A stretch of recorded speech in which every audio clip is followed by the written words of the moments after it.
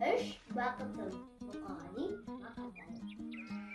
Ең бірінші бақытым халқым менің, соған берем ойымның алтын кенін. Ол бар болса, мен бармын, қор болмаймын. Қымбаттырақ алтыннан нарқым менің. Ал екінші бақытым тілім менің.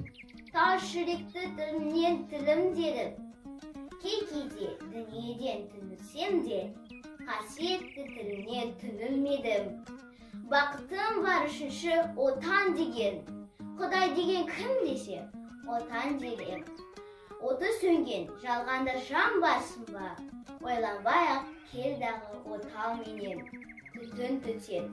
Өс, өрбі, көгере бер, немерелер көбейсін шөберелер. Жадында ұста, жақсылық күтпегейсің, от емес, оқ сұрасан неге. Үш бірдей бақытым бар алақанда, мені мұндай бақытқа жаратар ма?